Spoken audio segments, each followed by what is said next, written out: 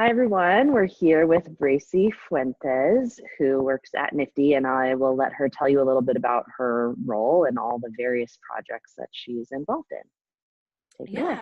So hey everyone, my name is Bracy Fuentes. I currently work for the Network for Teaching Entrepreneurship, NFTE, and also work with a lot of entrepreneurs at Omniworks with the East LA Aztec Incubator.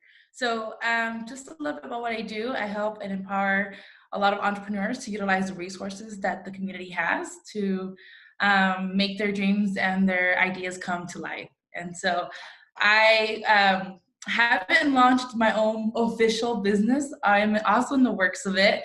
So I'm learning as I'm helping other entrepreneurs. So, but I've launched little ones, like don't count the ones where I started selling candy at the school or anything like that. But yeah, I started selling some shirts back in the days, apparel, and that didn't go so well. And so now I consider myself an entrepreneur in big organizations. So NFTE would be one. Some of the other projects that I've been part of, I've utilized limited resources to make certain ideas and projects come to life.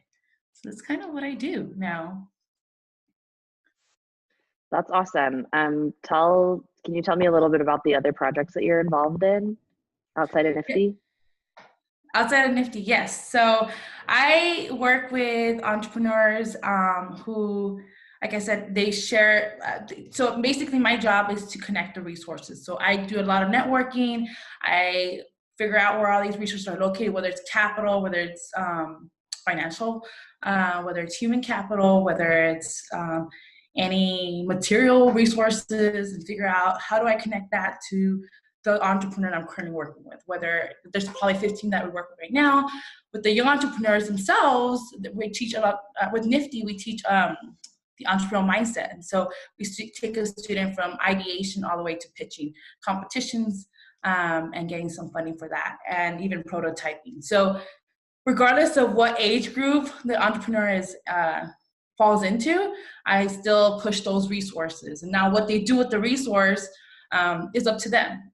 Most of my job is to guide them through the entire journey that they're on. So sometimes we'll get to a place where they've utilized the resource and now they're actually a part of their life where they need to take the business to the next level. And so we try to push it there, or we try to actually plug them into a different environment where they can, basically welcome them and say, hey, listen, I know you want to take your business to the next level. This is what we can do. And they have a whole set of different mentors and stuff like that. So yeah. That's awesome. What would you say that your personal career goals are, or entrepreneurial goals, if any? Man, my entrepreneurial goal is interesting because about 5 years ago, it was completely different. It was really about how to empower the youth. I grew up in East Los Angeles in Boyle Heights, and I saw entrepreneurship completely different. I saw entrepreneurship, well, I guess, let me rephrase that. I was exposed to entrepreneurship at a completely different level. I was exposed through like people in my neighborhood in the project selling drugs. I was exposed to it, and that's one example. I was exposed to entrepreneurship by people stealing and jumping trains and stealing that product and then selling it to improve their lives.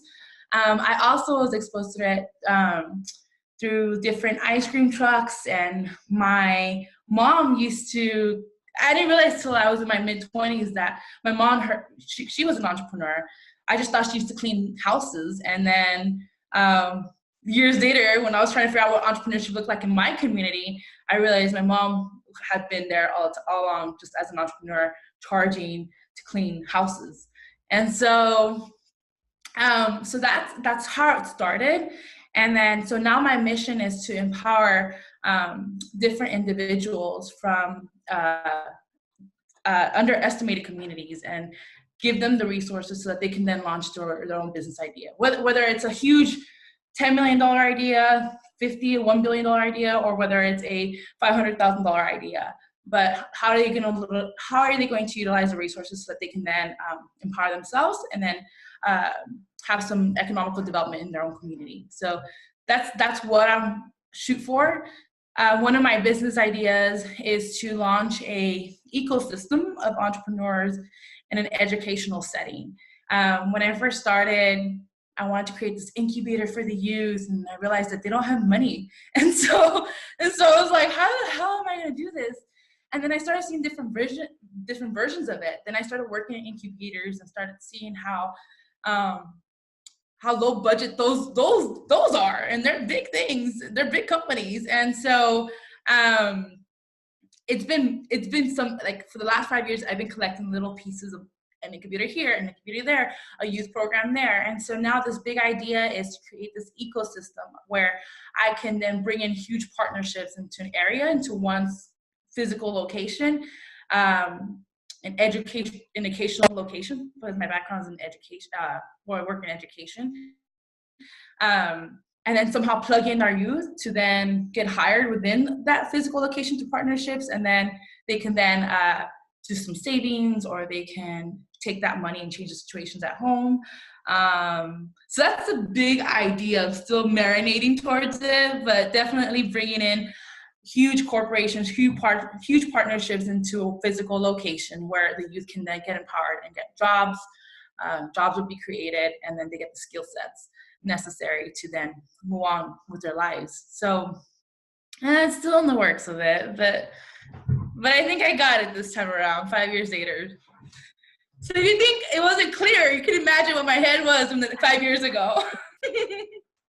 No, that's awesome. That's a really cool vision. And I can definitely see how all the aspects of your background and the stuff that you're working in now can help create that. So that is really cool. So we're kind of talking about women's history and women in the workplace. Tell me a little bit about your experience just being a woman in the working world. Yeah, I think it's an exciting time to be a woman. I wouldn't want it any other way. I love being a woman. I think there are a lot of opportunities opening up. I think even with the diversity and inclusion efforts, the women march effort, it's so in your face that you do want to take advantage of all those opportunities that are opening up, and there are. I think we're in a moment where we can disrupt a lot of areas. Like one of the girls that one of our partnerships, like, she just became the first football player at the college level. And so it was really amazing that barrier was broken. We're seeing a lot of women in becoming venture capitalists. That's something that I would love to do when I'm much, much older. But understanding how that, where it was predominantly male environment, now women are penetrating into that system. And so, yeah, it's such an exciting moment. I think we need to use it to our advantage. I think a lot of people say, all these negative things about it, but I think that if there's an opportunity where you say, hey, I'm a woman, I'm Latina, or all these demographics that you have, and it's going to benefit you and empower your family, your community, then to me, it's like, why not take advantage of it? I mean, that's the system that we're in right now. That's the community and the country and the society that we're in. I want to take advantage of it. And that means I have to put myself with labels right now. This is a temporary thing, and I'll put them right now until we get to a place where our whole entire society doesn't even see those different roles or stereotypes. And who knows if I'm going to be alive by then, but I'm going to take advantage of them if those opportunities still arise. So, yeah. Yeah, that's a really good way, I think, to define the times that we're in and sort of look at those as opportunities and not negative things. So I definitely appreciate that. Do you have any female role models that you look up to? It's Women's History Month, so either women who have made history or women who are making history. Yeah, a few women who are making history. Michelle Obama, I've been reading her book, and just how she started, like a lot of people have started, going to school and working hard. And so she's one of the women I look up to. There's so many women now. All the women around me are amazing, like yourself. I mean, yeah, the other one that I really look into a lot is Rosa Parks, and she made a lot of history. And the reason why is not only was she a respectful rebel, I think in entrepreneurship and business world, you have to be a form of rebel, but you have to be a smart, respectful rebel so that people can hear you. It's not some crazy girl who's just against everything. It's just being respectful, and she did it in such a graceful way. I look up to her for that, for being so graceful, but yet having this voice and standing up for herself. The other reason why I look up to her is because someone before Rosa Parks, I don't know if you know this, but someone before Rosa Parks had attempted to do that. So I had attempted to do that, fight for her rights, and they weren't successful. And so the reason she was successful was because she had a network.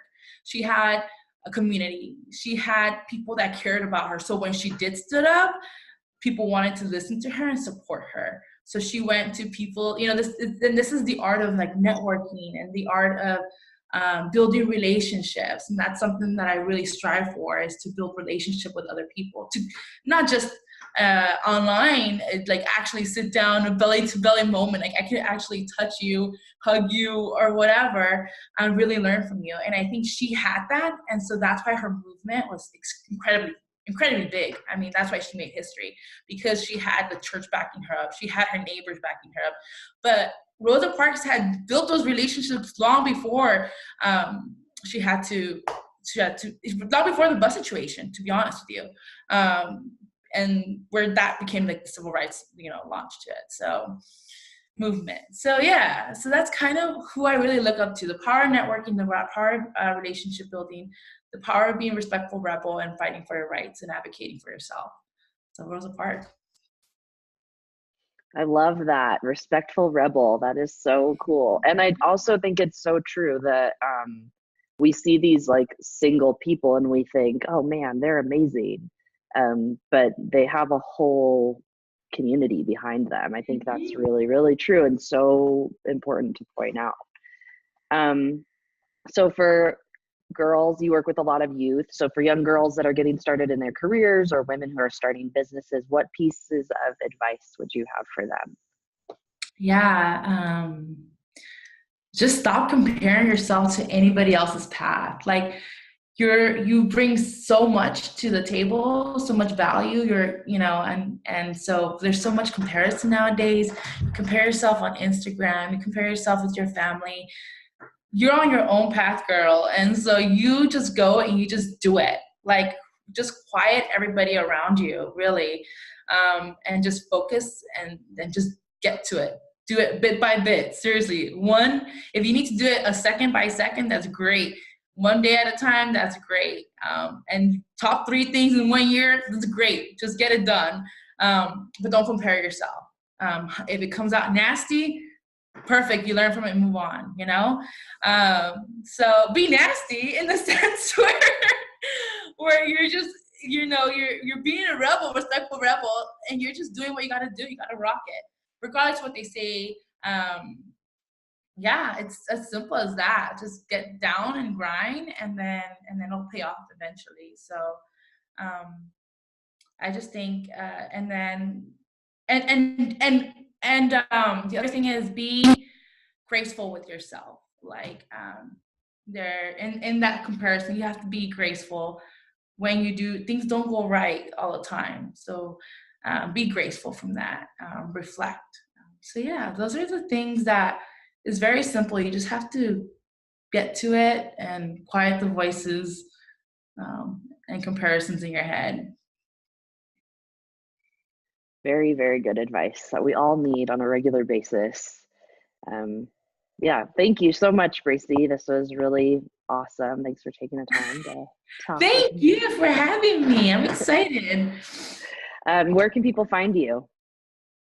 Yeah, so you can either find me on LinkedIn as Bracy Fuentes. My name's pretty unique, so you'll probably find the only Bracy Fuentes out there. Or you can email me at bracy.fuentes @gmail.com. Great. Yeah. Thank you. You. And yeah, thanks for chatting.